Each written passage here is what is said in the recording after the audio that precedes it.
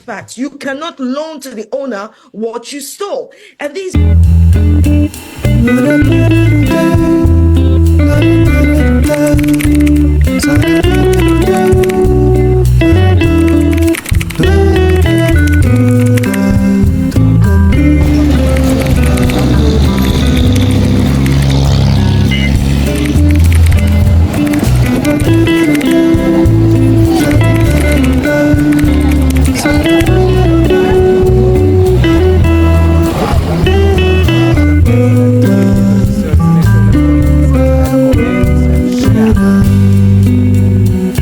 Ghana is the owner of these artifacts. You cannot loan to the owner what you stole. And these laws that bar British museums and the Victoria and Albert Museum from doing the right thing, it just tells you that the laws in this country are here to serve only one demographic. Okay. Hello, John. How are you? I'm well. Now tell me, so the idea, a 3-year loan of these Ghanaian royal treasures, is this a model, a useful model for future deals to you?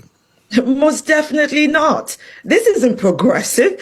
It's absolutely regressive. Look, it also demonstrates the height of colonial mentality that the British government in 2024, we have laws in place that allows the British government to bar these museums from giving back goods and artifacts that were stolen.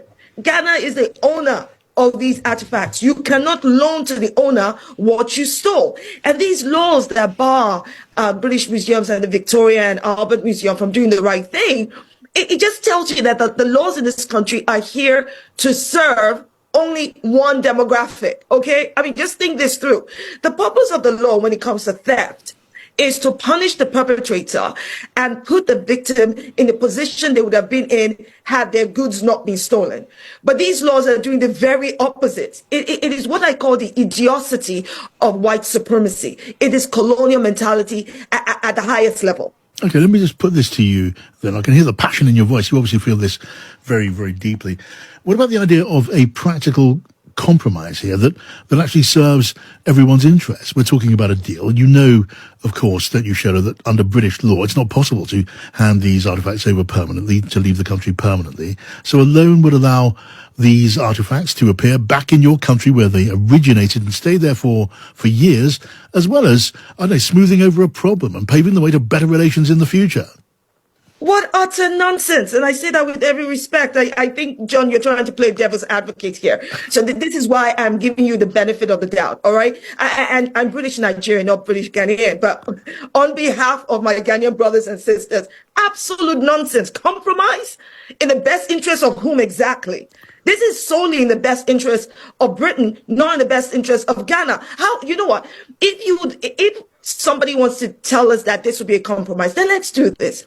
Why don't we take the Britain's crown jewels, take it to Ghana? We simply take it. It's not even a loan.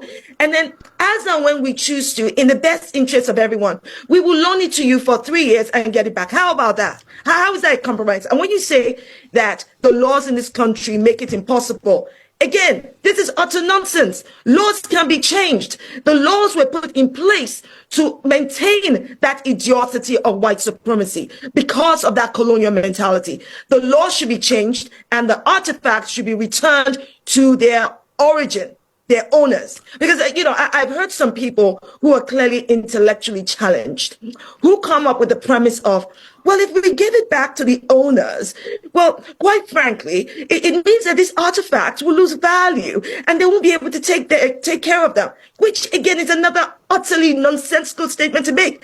If Africans, Asians had not created these priceless artifacts, put value on them and preserved them, Britain would not have found them to steal them in the first place. So who is best placed to protect these artifacts? And the true meaning of this artifact, it most definitely is not the thief, i.e. Britain, it's the owner, Ghana.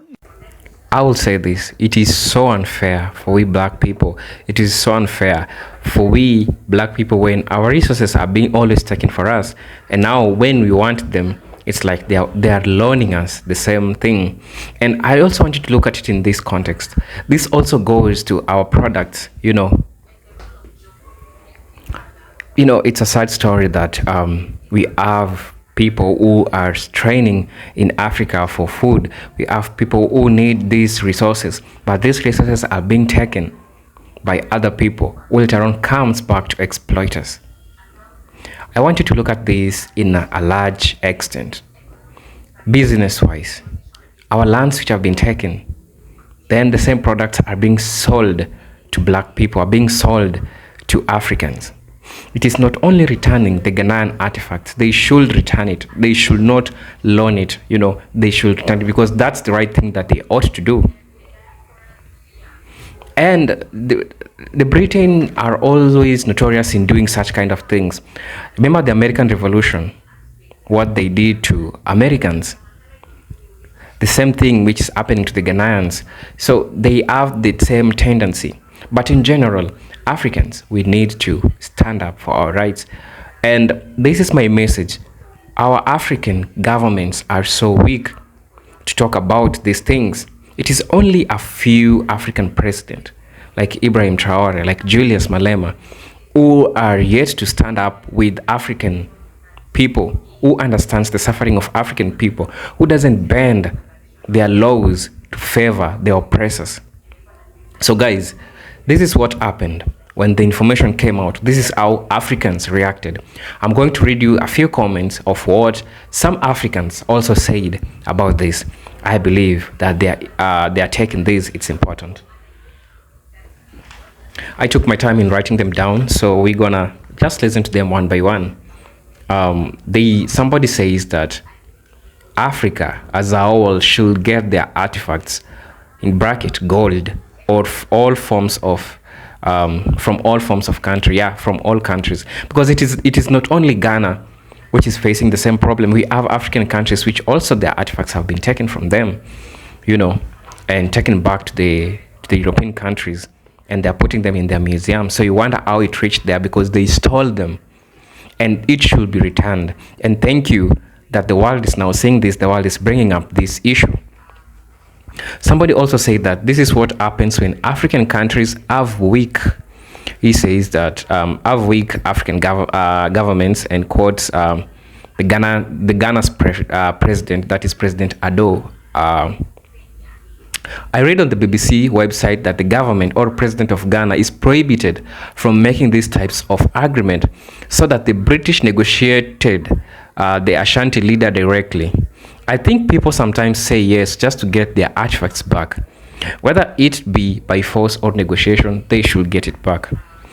Somebody also said, when you get your hands on the crown, never return it. Keep promising them it's already been shipped.